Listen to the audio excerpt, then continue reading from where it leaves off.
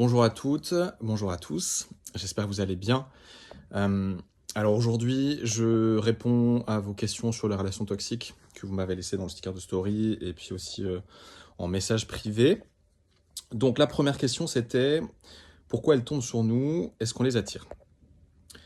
Alors déjà, t'as rien attiré à toi, personne n'a attiré à soi, c'est la vie qui fait ce qu'elle a à faire. Et la vie, elle n'est pas là pour nous punir, elle est là pour mettre de la lumière sur des parts de nous qu'on a besoin de regarder. Et donc en fait, il y a une faille en toi qui vient d'une blessure, hein, et la vie, elle veut que tu ailles voir cette blessure, et que tu ailles la guérir, entre guillemets, et c'est pour ça que la vie, elle te présente cette relation. Parce que toutes nos relations sont des miroirs. Alors, l'effet miroir, ça veut pas dire que tu vas attirer quelqu'un dans ta vie qui te ressemble. L'effet miroir, c'est l'autre te tend un miroir, l'autre te renvoie une image de toi que tu veux pas voir ou que tu t'autorises pas à voir. Donc tes parts lumineuses comme tes parts d'ombre. Hein. Et tu peux pas voir quelque chose que t'as pas. Donc ce qui te dérange chez l'autre, en réalité, c'est quelque chose que tu supportes pas chez toi ou quelque chose que tu aimerais pouvoir te permettre. Donc par exemple, il me fait chier lui, il est hyper autoritaire, une part de toi aussi. Il veut toujours avoir raison comme toi. Elle se la pète, elle veut toujours qu'on la regarde. Toi, tu te donnes pas l'autorisation de te mettre en avant. Il est égocentrique, tu t'autorises pas à te choisir. Et c'est la même chose des deux côtés en fait. Hein. L'autre voit en toi ce qu'il veut pas voir en lui. L'autre, il va voir ses propres parts d'insécurité et en fait, il est mal à l'aise avec ça. Alors attention, hein, c'est pas parce que toi, tu vas pouvoir reconnaître qu'il y a un effet miroir que tu vas justifier des comportements qui sont toxiques ou que tu vas accepter des choses qui sont absolument inacceptables. Ça te permet juste de comprendre ce que cette relation peut t'apprendre sur toi. La question, c'est vraiment qui, à l'intérieur de moi, donne l'autorisation à l'autre de me maltraiter. Et donc, quand tu as compris ce que cette relation avait à te dire, et que tu n'as plus rien à apprendre de cette relation, et que tu n'as aucune joie à côtoyer cette personne, merci à la vie hein, pour cette belle leçon, et par amour pour toi, bah, tu peux te casser. Voilà. Ensuite, comment garder mon calme face à une personne toxique qui me met hors de moi? Alors, peu importe ce que tu dis, peu importe ce que tu fais, de toute façon, tu peux pas contrôler la façon dont l'autre va réagir. Et la preuve, hein, peu importe que tu dises les choses avec colère ou que tu les dises de manière calme, de manière posée, si l'autre est en mode combat, et il est nécessairement en mode combat, hein, parce qu'il est en mode survie, l'autre il réagira toujours de la même manière. Donc en fait, si à un moment donné, t'as pas les ressources pour réagir calmement et que tu t'énerves, bah n'y rajoute pas de la culpabilité. Tu pouvais pas réagir autrement. Et puis à d'autres moments, tu vas pouvoir t'exprimer de façon beaucoup plus calme. Encore une fois, la seule chose qui importe, c'est de rester dans l'amour. Et l'amour, c'est d'abord l'amour de soi. Donc, par amour pour toi, tu peux cordialement dire à l'autre d'aller se faire foutre. Ok? Alors, et tu penses quoi du retournement de situation de la personne toxique qui dit à l'autre qu'elle est toxique? Alors ça, c'est la spécialité de la personne au comportement toxique. Alors encore une fois, je rappelle, hein, parce que c'est important, si la personne a des comportements toxiques, c'est parce qu'elle a des blessures, parce que son ego est blessé, et en fait, elle n'a pas du tout les ressources nécessaires hein, pour aller faire face à ses blessures. Elle n'est pas coupable, elle n'est même pas responsable, hein, et personne d'autre qu'elle-même ne peut l'aider. Donc il n'y a vraiment pas de jugement à avoir. En fait, l'ego blessé, c'est le mode survie. Et le mode survie, c'est soit la fuite, soit l'attaque, soit la prostration. Donc là, on est dans un mécanisme de survie qui est l'attaque. Et en fait, l'ego, donc l'ego, c'est notre enfant intérieur. Hein. Il a 6-7 ans, il a peur, il pleure et il a besoin d'être réconforté. Mais, chez la personne qui a un comportement toxique, il a les capacités intellectuelles, mentales d'un adulte. Et donc, il va utiliser les outils qu'il a à sa disposition pour se défendre. Et donc, ça va être la manipulation, etc. Donc l'ego, qui veut être reconnu dans sa souffrance, il va se mettre dans la position de la victime. Regardez comme je souffre, et regardez comment les autres ils sont méchants avec moi. L'ego, il veut pas voir. L'ego, il peut pas voir.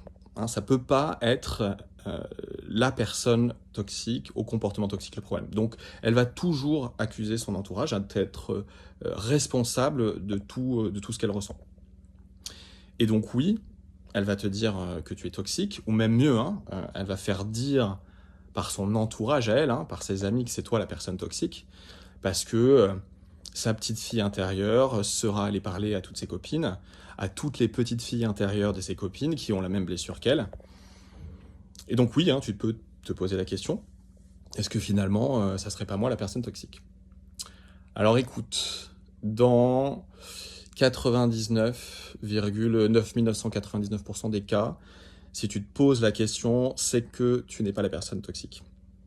Parce que je peux t'assurer qu'elle se la pose pas la question.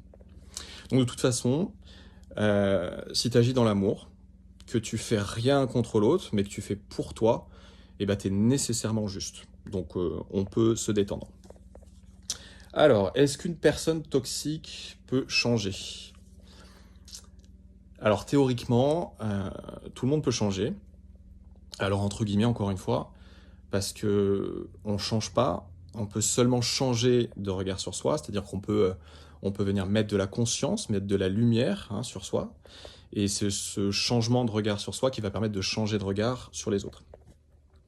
Mais pour ça, il faut avoir les ressources nécessaires, hein, pour aller voir en soi, pour aller voir ses blessures, et certaines personnes ont beaucoup trop peur d'aller voir leurs souffrances.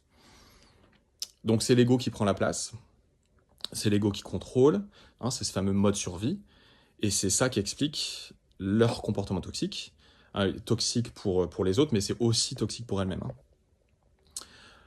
En tout cas, le changement, il ne peut pas être imposé par quelqu'un d'autre. Il faut jamais chercher à changer quelqu'un, c'est une perte de temps, c'est une perte d'énergie, et toi, ça te détourne de ton chemin. La seule chose que tu peux faire, c'est donc de changer de regard sur toi, pour pouvoir changer de regard sur l'autre et sur la situation. C'est à toi d'incarner ce changement, et quand tu te respectes, tu peux poser tes limites, tu peux créer un nouveau cadre, et le chemin de l'autre, ça lui appartient. Donc vraiment, ton pouvoir à toi, c'est de te concentrer sur ton chemin, sur ce que tu as à apprendre de cette relation, sur ce que tu as à apprendre sur toi, et ce que tu peux transformer en toi.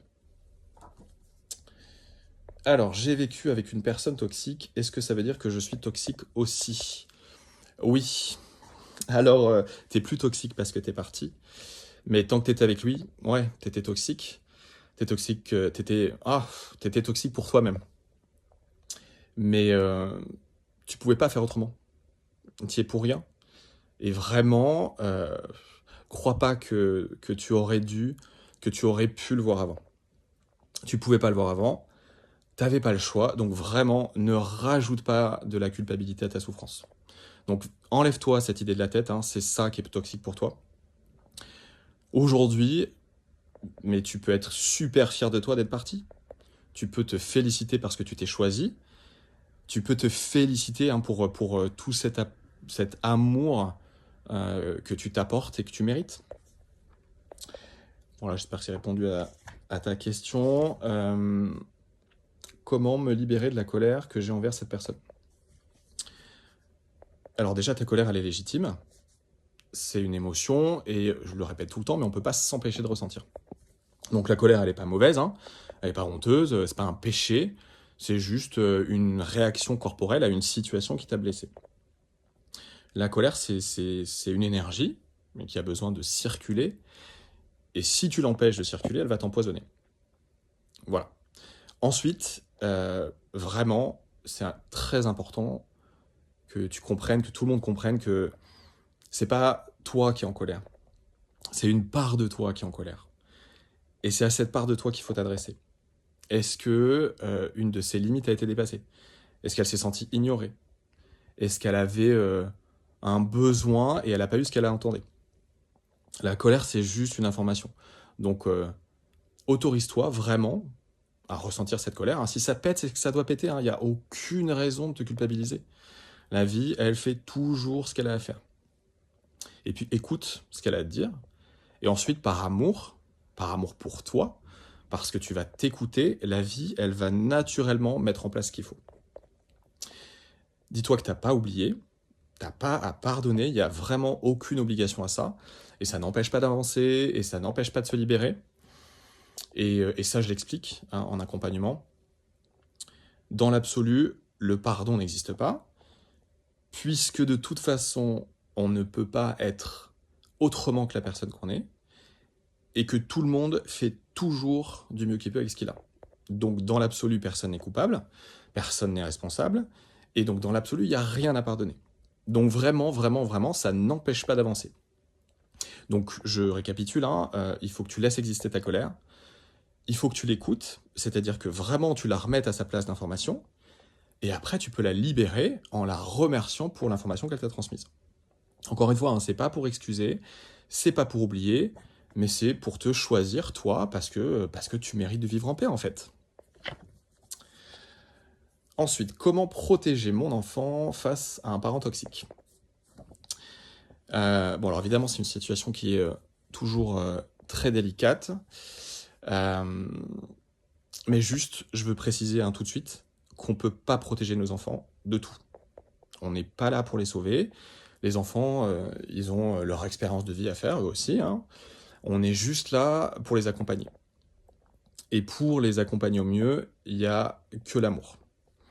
Parce que justement, chez le parent au comportement toxique, hein, qui va souvent entretenir un discours négatif, hein, sur l'autre parent, qui va donc se victimiser. L'idée, c'est de créer de la loyauté, hein, de faire en sorte que son enfant lui soit loyal. Donc là, on n'est pas dans l'amour, hein. Et donc l'autre, il va faire porter à l'enfant une charge émotionnelle qui ne devrait pas être la sienne, hein, forcément. Et donc chez le parent au comportement toxique, l'enfant, il va se conformer. Alors de façon très très inconsciente, mais il va se conformer. Donc toi, ton rôle de parent bienveillant, c'est d'aimer tes enfants, de les aimer inconditionnellement. Tu leur permets d'être totalement eux-mêmes. Tu leur permets de tout te dire, hein, de les laisser exprimer absolument tout ce qu'ils ressentent, même si ça peut être très difficile pour toi, hein. Jamais critiquer l'autre parent parce que sinon les enfants ils vont se sentir pris entre deux feux ou alors ils vont se sentir coupables d'aimer l'autre parent au comportement toxique. Tu peux les aider à mettre des mots sur ce qu'ils ressentent. Tu peux leur expliquer, hein, que tout ce qu'ils ressentent c'est normal, qu'ils ont le droit de ressentir. Tu poses tes limites, hein, face aux parents qui a un comportement toxique. Je le répète, nos enfants ils apprennent de qui on est et de ce qu'on fait, pas du tout de ce qu'on leur dit. Donc c'est important que toi, tu leur montres l'exemple. Très important aussi de dire la vérité, de leur expliquer la situation, alors en fonction de leur âge et de leur niveau de compréhension, hein, mais les enfants, vraiment, ils ressentent tout. Et même si la vérité, elle est difficile, hein, c'est un soulagement pour eux de l'entendre. Les enfants, ils comprennent beaucoup plus de choses que ce qu'on veut bien croire, et ils sont pas du tout dupes. Et puis vraiment, fais confiance à la vie, hein. Quand tu es dans l'amour, je peux t'assurer que tes enfants ils te choisiront toujours. Ensuite, j'écris trop mal. Que penses-tu du cas extrême où la manipulation par le parent toxique conduit jusqu'à l'éloignement physique de l'enfant, ce dernier refusant même de voir le parent bienveillant? Donc oui, pareil, hein, situation très délicate.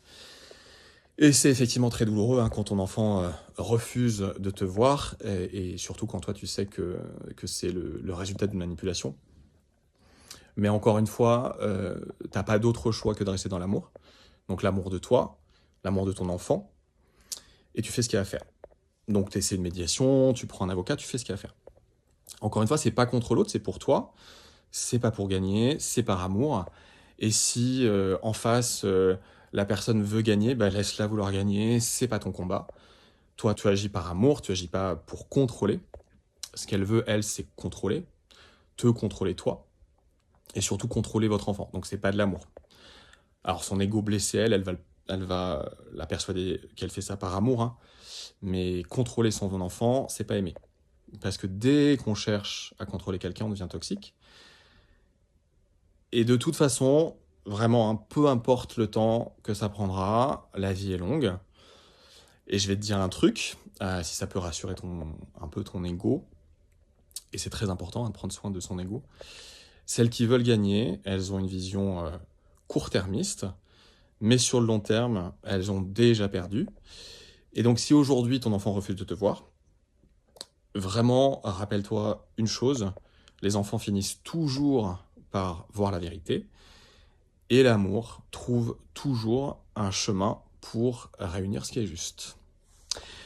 Voilà, merci beaucoup pour toutes vos questions, merci beaucoup pour tous vos messages. J'espère que j'ai pu apporter un peu d'éclairage sur ce sujet, j'espère que j'ai répondu à vos questions. Pour conclure, s'il y a une personne au comportement toxique dans ta vie, encore une fois, c'est parce qu'il y a une raison. Et je le répète, c'est pas parce que tu l'as attiré, c'est parce que la vie veut te faire comprendre quelque chose. Et en fait, la seule chose qu'il y a à comprendre, et en vrai, c'est pas très compliqué à comprendre, hein, mais c'est pas forcément facile à intégrer, c'est que tu as besoin de personne. Tu as déjà tout en toi, c'est-à-dire que tu peux t'apporter absolument tout ce dont tu as besoin. Et c'est même pas tu peux en fait, hein, c'est tu es la seule, tu es le seul à pouvoir t'apporter ce dont tu as besoin. Et ça commence par t'apporter l'amour. Et de l'amour, il y a tout qui découle, hein, la confiance en soi, la reconnaissance, tout. Et donc quand tu t'apportes ça, t'as plus besoin de les autres pour t'apporter. Et donc la vie n'a plus aucune raison de mettre des relations toxiques sur ton chemin. Puisque la personne au comportement toxique, elle n'aura aucune prise sur toi, puisque tu te nourris toute seule, tu te nourris tout seul. Et donc, tu auras absolument tout l'espace nécessaire en toi pour accueillir dans ta vie des relations qui sont sincères, des relations qui sont désintéressées, parce que tu auras l'élan des autres, tu auras l'envie des autres, et pas plus du tout parce que tu auras besoin d'eux. Voilà, merci encore et à bientôt.